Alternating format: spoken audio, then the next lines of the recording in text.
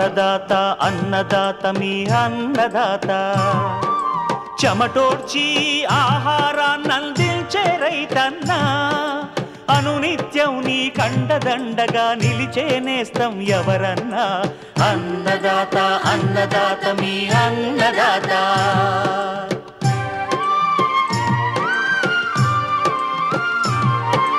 నూతన రీతుల సాగుబడికి నూరింతలు పెరిగే దిగుబడికి సూచనలిచ్చే సస్య రక్షణకు పశు పోషణకి శాస్త్ర విజ్ఞానం అందించి ముందుకు నడిపే తెలుగు రైతు భారతదేశానికి మకుటం అయ్యేలా తీర్చిదిద్దే ఆశయంతో మిమ్ము మేలు కొలిపేది అన్నదాత అన్నదాత అన్నదాత మీ అన్నదాత అన్నదాత అన్నదాత మీ అన్నదాత. అన్నదాత ప్రేక్షకులకు స్వాతంత్ర దినోత్సవ శుభాకాంక్షలు. ఈనాటి ముఖ్యాంశాలు: మొక్కజొన్నను నష్టపరుస్తున్న కత్తెర పురుగు సమగ్ర నివారణ పద్ధతులు, పాలీహౌస్ చామంతి సాగు అకాలపు పూత కోసం యాజమాన్య విధానాలు,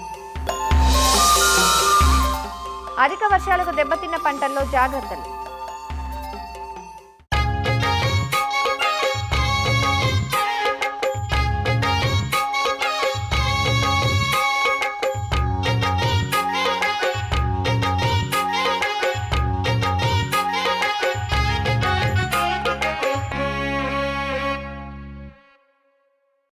కత్తెర పురుగు ఈ మధ్యకాలంలో మొక్కజొన్న రైతులను కలవరపెడుతున్న పురుగు ఇది.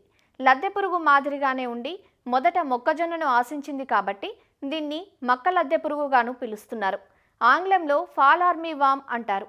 రాత్రికి రాత్రే పైరును మోళ్లుగా మారుస్తున్న ఈ పురుగు జొన్నకి కూడా ఆశించే అవకాశం ఉంది కాబట్టి రైతులు సామూహికంగా కలిసి సమగ్ర చర్యలతో పురుగును మట్టుబెట్టాల్సిన అవసరం ఉంది. కత్తెర పురుగు నివారణకు చేపట్టాల్సిన సమగ్ర విధానాలను తెలియజేస్తున్నారు నాగర్ కర్నూలు జిల్లా పాలెం కృషి విజ్ఞాన కేంద్రం శాస్త్రవేత్త డాక్టర్ ఓ శైల. సాధారణంగా మొక్కజొన్న అనేది మన రాష్ట్రంలో వరి తర్వాత పండించేటువంటి ముఖ్యమైనటువంటి ఆహార పంట. కత్తెర పురుగు అనేటువంటిది ప్రధానమైనటువంటి పురుగుగా మనం తీసుకోవచ్చు. దీనివల్ల చాలా వరకు మొక్కజొన్నలో నష్టాన్ని తీసుకొని వస్తుంది. పంట మొదటి దశ నుంచి అన్ని భాగాలను ఆశించి చివరి దశ వరకు కూడా మొత్తం నష్టాన్ని తీసుకొని వస్తుందన్నమాట. ఈ కత్తెర పురుగు యొక్క తల్లి పురుగు సాధారణంగా 1500 నుంచి 2000 వరకు గుడ్లను గుంపులుగా ఆకు అడుగు భాగంలో మరియు సుడిలో పెడుతుందన్నమాట. ఒక్కొక్క గుంపులో 100 నుంచి 200 వరకు మనం గుడ్లను గమనించవచ్చు. ఈ గుడ్లు ఒక 3 నుంచి 5 రోజుల్లో పొదిగి దాని నుంచి చిన్న లార్వాలు బయటకు వస్తాయి. ఆ చిన్న లార్వాలు ఆకుపచ్చ రంగులో ఉండి నల్లటి తలను కలిగి ఉంటాయి. ఈ కత్తెర పురుగు యొక్క లార్వ దశ అనేది 6 దశల్లో పూర్తి చేసుకుంటుంది. ఇది సాధారణంగా 19 నుంచి 20 రోజులు తీసుకుంటుంది అనమాట ఈ లార్వా దశను పూర్తి చేసుకోవడానికి. మొదటగా లార్వాలు లేత గోధుమ రంగులో ఉంటాయి. ఆ తర్వాత బాగా ఎదిగినటువంటి లార్వాలు ఒక 25 మిల్లీమీటర్ల పొడవు కలిగి తల యొక్క భాగంలో తలక్రిందులైనటువంటి వయ్యాకరపు మచ్చ ఒకటి తలపైన మనం గమనించవచ్చు. అంతేకాకుండా 8వ కనుపు ఉదర భాగంలో చూసుకున్నట్లయితే 4 నల్లటి మచ్చలు చతురస్రాకారంలో ఉంటాయన్నమాట. ఈ విధంగా మనము కత్తెర పురుగుని ఒక లార్వాని మనము గుర్తించవచ్చు. కోశస్థ దశను చూసుకున్నట్లయితే ఇది 8 నుంచి 9 రోజులు ఈ దశ ఉంటుంది. ఇది సాధారణంగా భూమి లోపట ఉంటాయన్నమాట ఈ కోశస్థ దశలు. దీని నుంచి బయటికి వచ్చినటువంటి తల్లి రెక్కల పురుగులు సుమారుగా 10 రోజులు ఉంటాయన్నమాట. మొక్కజొన్న పంటను ఆశించి ఇవి గుడ్లను పెడతాయి. పంటను నష్టపరిచేటువంటి విధానాన్ని చూసుకున్నట్లయితే గుడ్ల నుంచి పొదిగినటువంటి ఈ చిన్న లార్వాలు ఏవైతే ఉంటాయో అవి ఆకులపైన పత్రహరితాన్ని గీకి తినడం వల్ల జల్లడాకులుగా మారతాయి. ఆ తర్వాత కొంచెంగా ఎదిగినటువంటి లార్వాలు రంధ్రాలను చేస్తాయి. ఇంకా కొంచెం ఎదిగినటువంటి లార్వాలు ఆకుల కొనలను కత్తిరించి తింటాయి. ఆ తర్వాత సుడిల్ని ఆశిస్తాయి. ఆ తర్వాత కంకుల్ని కూడా. పంట మొదటి దశలో 15 రోజుల నుంచి మొదలు పెడితే పంట అయిపోయే వరకు కంకి వరకు కూడా మొక్క యొక్క అన్ని భాగాలను ఈ కత్తెర పురుగు ఆశించి బాగా నష్టాన్ని తీసుకొని వస్తుందన్నమాట. దీని యొక్క నివారణ చర్యల్ని చూసుకున్నట్లయితే పంట మొదటి దశలోనే కత్తెర పురుగుని పైన నిఘా వేసి ఉంచాలి. ఎకరానికి ఒక 4 లింగాకర్షక బుట్టల్ని అమర్చుకొని మగరెక్కల పురుగుల యొక్క ఉధృతిని మనం గమనించి తర్వాత నివారణ చర్యల్ని చేపట్టాలి. అంతేకాకుండా పంటలో అంతర పంటలుగా పప్పు ధాన్యాల్ని వేసుకోవాలి. పంట ఎప్పుడు శుభ్రంగా ఉండేటట్టు, కలుపు లేకుండా గట్ల పైన పంట లోపట శుభ్రంగా ఉండేటట్టు చూసుకోవాలన్నమాట.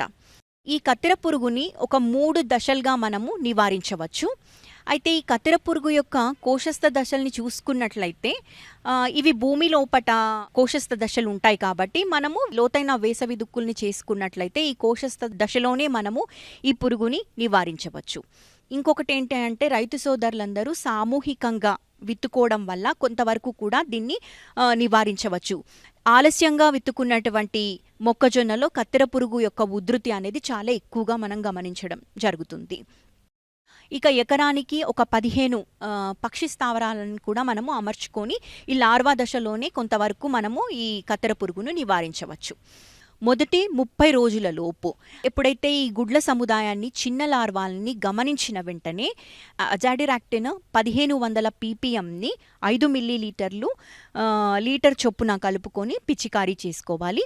అంతేకాకుండా మార్కెట్లో బీటీ ఫార్ములేషన్స్ అవైలబుల్గా ఉన్నాయి. బ్యాసిలస్ తురెంజెనిసిస్ పౌడర్ని 2 గ్రాములు లీటర్ నీటికి కలుపుకొని పిచికారీ చేసుకోవాలి. అంతేకాకుండా మెటారైజియం అనాయిసోప్లియే అనేటువంటిది కూడా పౌడర్ ఫామ్లో మనకు అవైలబుల్గా ఉంటుంది మార్కెట్లో. దీన్ని 5 గ్రాములు లీటర్ నీటిలో కలుపుకొని పిచికారీ చేసుకోవాలి. ఆ తర్వాత చిన్న మొదటి దశ లార్వాలకి స్పైనటోరమో 0.5 మిల్లీలీటర్లు నీటికి కలుపుకొని పిచికారీ చేసుకోవాలి. ఇక పంట 20 నుంచి 25 రోజుల దశలో ఉన్నప్పుడు దాని యొక్క ఉధృతి ఏమైనా పెరిగినట్లు మనం గమనించినట్లయితే క్లోరాంట్రనిలిప్రోల్ 0.3 మిల్లీలీటర్లు లేదు అనంటే ఎమామిక్టిన్ బెంజోయేట్ 0.4 గ్రాములు లీటర్ నీటికి కలుపుకొని సుడుల్లో పిచికారీ చేసుకోవాలి. ఆ తర్వాత పంట 31 నుంచి 65 రోజుల దశలో చూసుకున్నట్లయితే కొంచెము గుడ్ల సముదాయమే కానీ మొదటి దశ లార్వాలని నివారించడానికి మనము స్పైనటోరమో లేదు అనంటే క్లోరాంట్రనిలిప్రోల్, ఎమామిక్టిన్ బెంజోయేట్ లాంటి మందులతో పిచికారీ చేసుకోవాలి. అంతేకాకుండా కొంచెం ఎదిగినటువంటి లార్వాలకి థయోమిథాక్సాము మరియు లాంబ్డాసైహాలోత్రిన్ అనేటువంటి మందును 0.3 మిల్లీలీటర్లు లీటర్ నీటికి కలుపుకొని పిచికారీ చేసుకోవాలి. ఇక అదే విధంగా ఎదిగిన లార్వాలకి విషపు ఎరలు అనేవి చాలా బాగా పనిచేస్తాయి. తవుడు 2 కిలోల బెల్లాన్ని ఒక 2 నుంచి 3 లీటర్ల నీటిలో కలుపుకొని ఒక 24 గంటలు పులియనిచ్చి ఆ తర్వాత 100 గ్రాముల థయోడికార్బ్ అనేటువంటి మందును కలుపుకొని ఇవి సుడుల్లో పడేటట్టు ఒక ఎకరా చొప్పున వేసుకున్నట్లయితే ఈ కత్తెర పురుగును సమర్థవంతంగా నివారించి రైతు సోదరులు మంచి దిగుబడిని సాధించవచ్చు.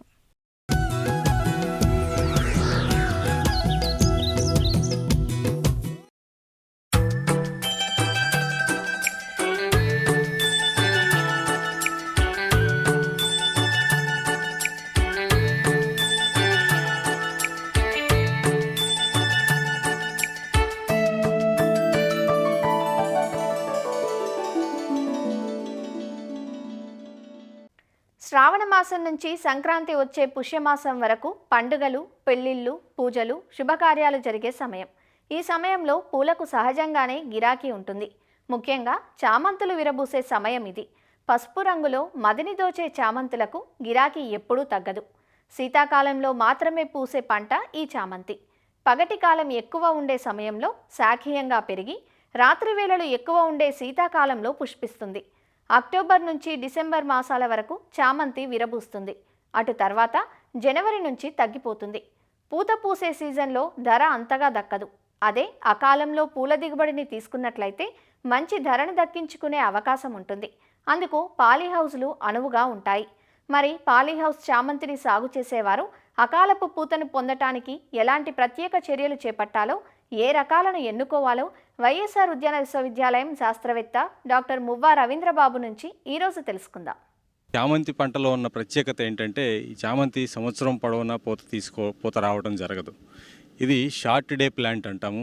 అంటే పగటి కాలం తక్కువగా ఉండి రాత్రి కాలం ఎక్కువగా ఉన్న రోజుల్లో మాత్రమే చామంతి పూతకు రావడం జరుగుతుంది.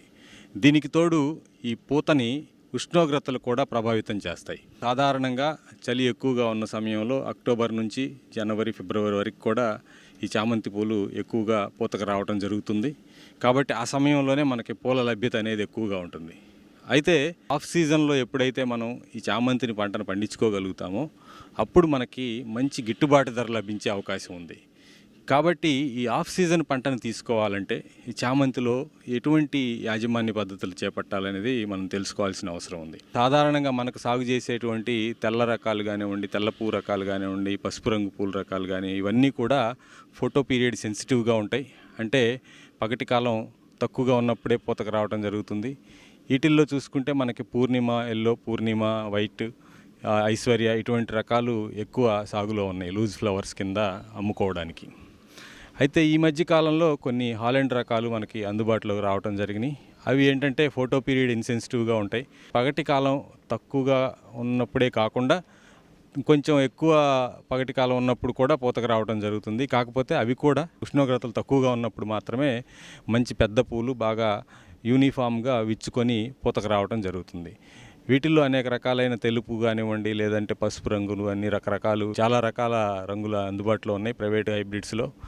అయితే వీటిల్లో మనకు అనుకూలమైన ఎక్కువగా వైట్, తెల్ల పువ్వు పూసేవి పసుపు రంగు పూలకి ఎక్కువ గిరాకీ ఉంటుంది.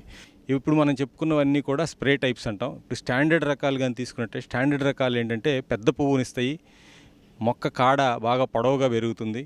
ఈ పువ్వులు ఏంటంటే పువ్వుతో పాటుగా పొడవుగా ఉన్న కాడని సుమారుగా 60 నుంచి 80 సెంటీమీటర్ల పొడవు ఉండే కాడతో పాటుగా కత్తిరించి మనం వాటిని బంచెస్గా కట్టుకొని కట్ ఫ్లవర్స్ కింద అమ్ముకుంటాం అన్నమాట. వీటికి బొకేల తయారీలో కానివ్వండి, లేదంటే మనకు ఈ ఫంక్షన్స్కి వీటికి డెకరేషన్కి వాడుకోవడానికి ఎక్కువగా వినియోగిస్తున్నారు.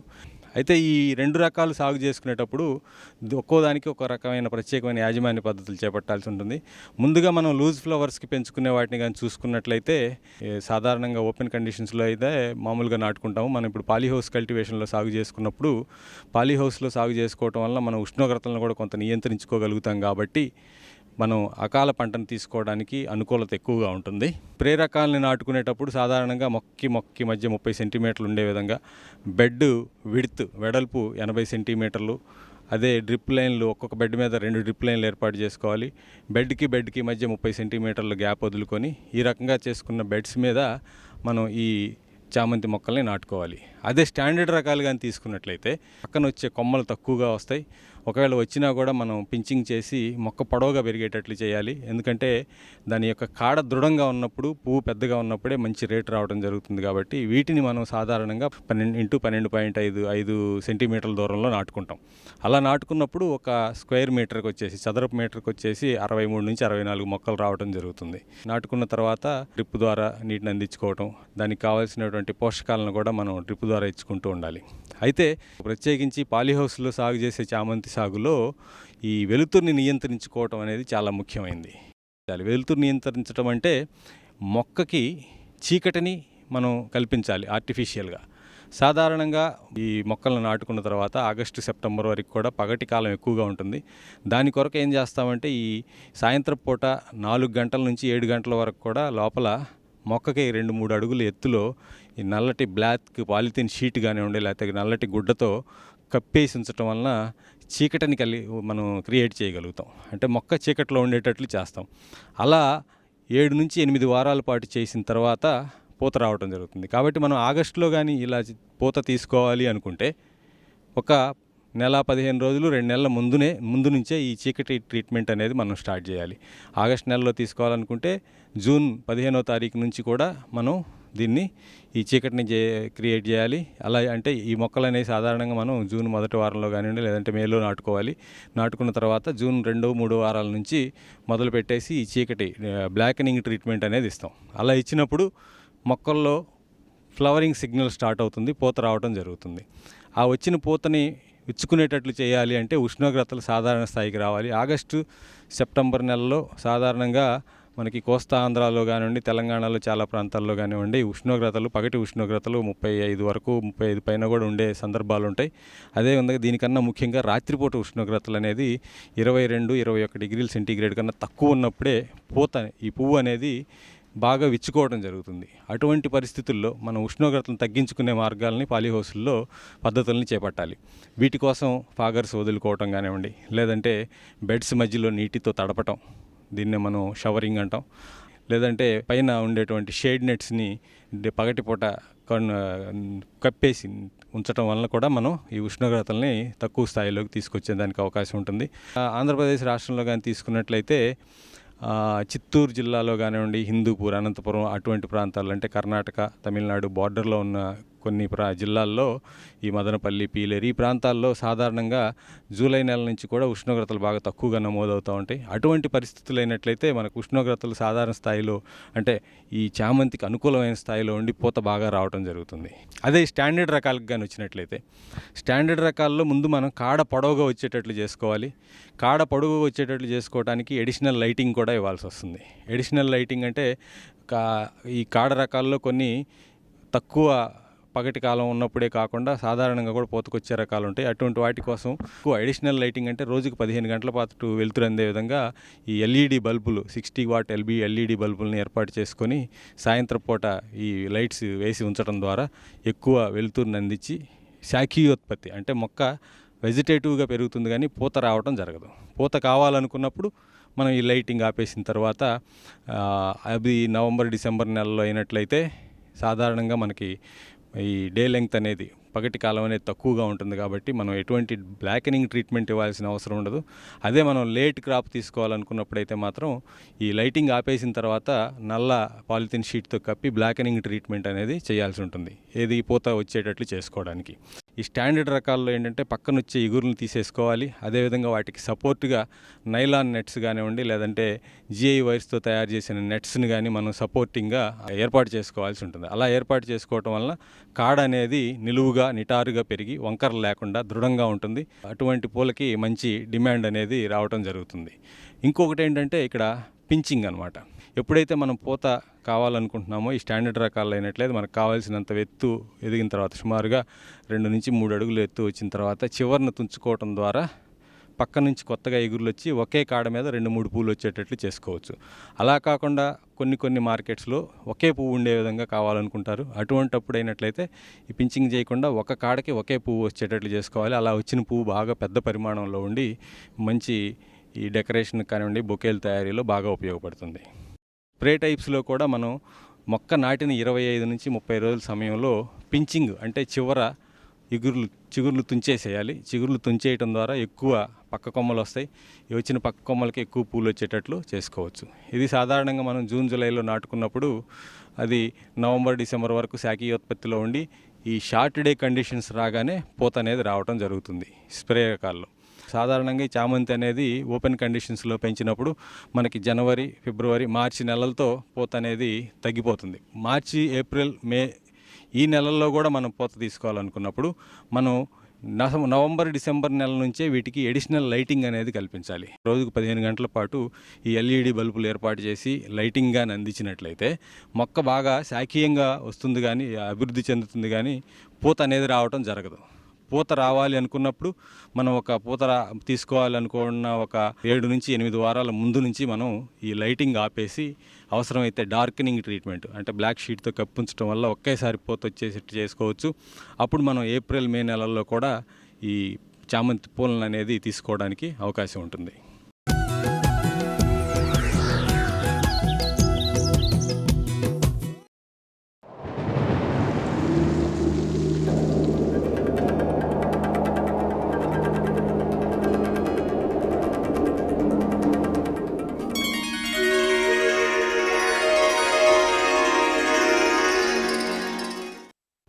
గత 4 రోజులుగా కురుస్తున్న వర్షాలకు తెలుగు రాష్ట్రాల్లోని చాలా ప్రాంతాలు తడిచి ముద్దయ్యాయి. ప్రస్తుతం కురుస్తున్న వర్షాలు కొన్ని ప్రాంతాల్లోని పంటలకు ఉపయోగపడగా మరికొన్ని పంటలకు సంకటంగా మారాయి. ప్రధానంగా కృష్ణా, గుంటూరు జిల్లాల్లో కురిసిన భారీ వర్షాలకు పంట పొలాలు నీట మునిగాయి. అరటి, కంద, పసుపు పంటల్లో నీరు నిలిచిపోయింది. ఈ పంటలను కాపాడుకునేందుకు రైతులు చేపట్టాల్సిన సస్యరక్షణ యాజమాన్య పద్ధతులను తెలియజేస్తున్నారు ఘంటసాల మండలం కృషి విజ్ఞాన కేంద్రం ఉద్యాన శాస్త్రవేత్త డాక్టర్ వి. మంజువాణి. గత 2 రోజులుగా కురిసిన వర్షపాతం వల్ల చాలా వరకు మెట్ట పొలాలన్నింటినీ కూడా నీట మునగటం అనేది జరిగింది. దానివల్ల చాలా వరకు రైతులు ఇబ్బంది పడతా ఉన్నారు. దానికి కొన్ని ప్రత్యామ్నాయ పద్ధతులనే అనుసరిస్తే కొంతవరకు రైతులు నష్టాన్ని అధిగమించుకోవచ్చు. ముందుగా పసుపును చూసుకున్నట్లయితే పసుపు అనేది తల్లిదుంప దశ నుంచి ఊట పిలక వచ్చే దశ వరకు ఉంది. చాలా వరకు పసుపులో కూడా నీళ్ళు అనేవి నిలిచి ఉన్నాయి కాబట్టి ముందుగా పొలంలో అధికంగా నిలిచి ఉన్న నీటిని తీసివేయవలసి ఉంటుంది. అలాగే పంట అనేది తిప్పుకోవడానికి పొటాషియం నైట్రేట్ ద్రావణాన్ని 5 గ్రాముల లీటర్ నీటికి కలిపి 2 నుండి 3 సార్లు వారం రోజుల వ్యవధిలో పిచికారీ చేసుకోవాల్సి ఉంటుంది. అలాగే సూక్ష్మధాతు లోపాలు అనేవి రాకుండా ఉండటానికి సూక్ష్మధాతు మిశ్రమాన్ని 5 గ్రాముల లీటర్ నీటికి కలిపి పిచికారీ చేసుకోవాల్సి ఉంటుంది. అలాగే పసుపులో దుంపకుళ్ళు వచ్చే ఆస్కారం అనేది ఎక్కువగా ఉంటుంది కాబట్టి పొలంలోంచి నీటిని బయటికి తీసివేసిన తర్వాత కాపర్ ఆక్సీక్లోరైడ్ను 3 గ్రాముల లీటర్ నీటికి కలిపి మొక్కల యొక్క మొదళ్ళు నేలంతా కూడా పూర్తిగా తడిచేలాగా వేసుకోవాల్సి ఉంటుంది. అలాగే పోషక లోపాలు వచ్చే అవకాశం ఉంటుంది కాబట్టి పైపాటుగా మనము ఎకరానికి 50 కిలోల యూరియా, 80 కిలోల మ్యూరేట్ ఆఫ్ పొటాష్ మరియు 200 నుంచి 250 కిలోల వేపపిండిని మొక్కల యొక్క మొదళ్లలో వేసుకోవాలను. కంద కూడా 2 పిలకల దశలో ఉంది. కందలో కూడా నీళ్ళు అనేది ఎక్కువగా మొక్కల యొక్క మొదళ్లలో నిలిచి ఉండటం వలన కాండం మొదలకుళ్ళు తెగులు అనేది ఎక్కువగా వచ్చే అవకాశం ఉంటుంది కాబట్టి ముందుగా మన పొలంలో అధికంగా నిలిచి ఉన్న నీటిని మొత్తాన్ని బయటకు తీసివేసిన తర్వాత నేల ఆరిన తర్వాత అంతర్సేద్యం అనేది చేసుకోవాలి. అలానే మొక్కల యొక్క మొదళ్లలో కాపర్ ఆక్సీక్లోరైడ్ను 3 గ్రాములు లీటర్ నీటికి కలిపి మొక్కల యొక్క మొదళ్లలో వేసుకోవాల్సి ఉంటుంది. గాలిలో తేమ శాతం అనేది ఎక్కువగా ఉన్నప్పుడు మనకి ఆకుమచ్చ తెగుళ్ళు అనేవి ఎక్కువగా వచ్చే అవకాశం ఉంటుంది కాబట్టి ప్రొపికోనజోల్ 1 మిల్లీ లీటర్ నీటికి కలిపి పిచికారీ చేసుకోవాలను, లేదా రెడోమిల్ 2 గ్రాముల లీటర్ నీటికి కలిపి పిచికారీ చేసుకున్నట్లయితే తగ్గించుకోవచ్చును. బొప్పాయి అనేది కూడా వివిధ దశల్లో ఉంటుంది. అంటే చిన్న మొక్క దశ నుంచి కాపు దశ వరకు కూడా బొప్పాయి ఉంటుంది. బొప్పాయిలో కూడా నీరు అనేది అధికంగా నిలిచి ఉన్నట్లయితే కాండం కుళ్ళు వచ్చే అవకాశం ఉంటుంది కాబట్టి కాపర్ ఆక్సీక్లోరైడ్ 3 గ్రాముల లీటర్ నీటికి కలిపి మొక్కల యొక్క మొదళ్లలో వేసుకోవాలి. కాయ దశలో ఉన్నట్లయితే పండు ఈగ ఉధృతి అనేది ఎక్కువయ్యే అవకాశం ఉంటుంది కాబట్టి మిథైల్ యూజినాల్ ఎర్రలను ఒక 10 వరకు ఎకరానికి అమర్చుకున్నట్లయితే తగ్గించుకోవచ్చును. అరటి కూడా వివిధ దశల్లో ఉన్నట్లుంటుంది. అంటే కొత్త మొక్కలు వేసుకున్న దశ నుంచి కాపు దశ వరకు కూడా వివిధ దశల్లో మనకి అరటి అనేది ఉంది. ఒకవేళ 2 నెలలు 3 నెలల లోపు కనుక మొక్కలు ఉన్నట్లయితే 4 నుండి 5 రోజుల పాటు నీళ్లలో మునిగి ఉన్నట్లయితే వేరు వ్యవస్థ అనేది పూర్తిగా కుళ్ళిపోతుంది. మొక్క అనేది పోషకాలను తీసుకోలేదు, మొక్క చనిపోయే అవకాశం ఉంటుంది కాబట్టి నీటిని మొత్తాన్ని బయటకు తీసివేసి మరలా కొత్తగా పిలకలను విత్తన శుద్ధి చేసి నాటుకోవాల్సి ఉంటుంది. 5 నుండి 6 నెలల వయసు లేదా అంతకన్నా ఎక్కువ వయసు గల మొక్కలు ఉన్నట్లయితే గాల్లో తేమ అనేది ఎక్కువగా ఉన్నట్ల వల్ల సెగటోకా తెగులు అనేది ఎక్కువగా వచ్చే అవకాశం ఉంటుంది కాబట్టి ప్రొపికోనజోల్ని 1 మిల్లీ లీటర్ నీటికి కలిపి ఆకులపై పిచికారీ చేసుకోవాలను. అలాగే పోషక లోపాలు కూడా ఎక్కువగా వచ్చే అవకాశం ఉంటుంది కాబట్టి ఒక్కొక్క మొక్కకు 100 గ్రాముల యూరియా, అలాగే 80 గ్రాముల మ్యూరేట్ ఆఫ్ పొటాష్ను 250 గ్రాముల వేపపిండిని 15, 20, 25 రోజుల వ్యవధిలో ఒక 2 నుంచి 3 దఫాలుగా వేసుకున్నట్లయితే కొంతవరకు పోషక లోపాలను కూడా తగ్గించుకోవచ్చు. అలాగే ఖచ్చితంగా సూక్ష్మధాతు లోపాలు రాకుండా ఉండటం కోసం సూక్ష్మధాతు మిశ్రమాన్ని 5 గ్రాముల లీటర్ నీటికి 20 రోజుల వ్యవధిలో 2 నుండి 3 సార్లు పిచికారీ చేసుకోవాల్సి ఉంటుంది. అలాగే అరటిలో కూడా దుంపకుళ్ళు తెగులు కూడా వచ్చే ఆస్కారం ఉంటుంది కాబట్టి పొలంలో నీటిని తీసివేసిన తర్వాత దుంపకుళ్ళు ఒకవేళ ఎక్కువగా ఆశించినట్లయితే ఆ మొక్కను తీసివేసి చుట్టూ ఉన్న మొక్కలకి 25 గ్రాములు బ్లీచింగ్ పౌడర్ని లీటర్ నీటికి కలిపి మొక్కల యొక్క మొదళ్లలో వేసుకోవాలి. సూడోమోనాస్ ఫ్లోరిసెన్స్ను 50 గ్రాముల లీటర్ నీటికి కలిపి మొక్కల యొక్క మొదళ్లలో వేసుకున్నట్లయితే చాలా వరకు దుంపకుళ్ళు తెగులను కూడా మనం అధిగమించుకోవచ్చు. చాలా వరకు రైతులు వేసుకోవడం అనేది జరిగింది. బెండ కానీ, మిరప కానీ, టమాటా కొన్ని ప్రదేశాల్లో వేసుకోవడం జరిగింది. ముఖ్యంగా కూరగాయ పంటల్లో లేత దశలో ఉన్నాయి కాబట్టి అధిక వర్షపాతం నమోదైనప్పుడు తలలు వాల్చే అవకాశం అనేది ఎక్కువగా ఉంటుంది. వర్షపాతం తగ్గిన తర్వాత పొలంలో అధికంగా నిలిచి ఉన్న నీటిని తీసివేసి మొక్కలకి ఊర్తాన్ని ఇవ్వవలసి ఉంటుంది. అలాగే మొక్కల యొక్క మొదళ్లలో మట్టిని ఎగదోసి మొక్కకి సపోర్ట్ అనేది ఇవ్వవలసి ఉంటుంది. ఖచ్చితంగా వర్షపు నీటితో పాటు మట్టిలో ఉన్న పోషకాలు కూడా వెళ్ళిపోతాయి. అలాగే వేరు వ్యవస్థ నీళ్ళలో ఉండటం వల్ల పోషక పదార్థాలను తీసుకునే శక్తి కూడా కొంచెం తగ్గుతుంది కాబట్టి పైపాటుగా మనం 3-19 కానీ, మల్టీకే కానీ సూక్ష్మధాతు మిశ్రమాన్ని కూడా పైపాటుగా పిచికారీ చేసుకోవాల్సి ఉంటుంది. ఇలా అధిక వర్షపాతం నమోదైనప్పుడు కొంతవరకు పురుగులు, తెగుళ్ళు కూడా నమోదయ్యే అవకాశం ఉంటుంది కాబట్టి తదనుగుణంగా మనం సస్యరక్షణ చర్యలు తీసుకున్నట్లయితే కొంతవరకు మనం పంటలను కాపాడుకోవచ్చు. మరిన్ని విభిన్న అంశాలతో రేపటి అన్నదాతలో మళ్ళీ కలుసుకుందాం. నమస్కారం. అన్నదాతలు తమ సందేహాలు సమస్యలను 1800 425 టోల్ ఫ్రీ నెంబర్లో ఉదయం 10 గంటల నుంచి 11 గంటల మధ్య పని దినాలలో సంప్రదించగలరు. ఈ కార్యక్రమాన్ని యూట్యూబ్లో www.youtube.com/annadaata ETV లింక్ ద్వారా వీక్షించవచ్చు.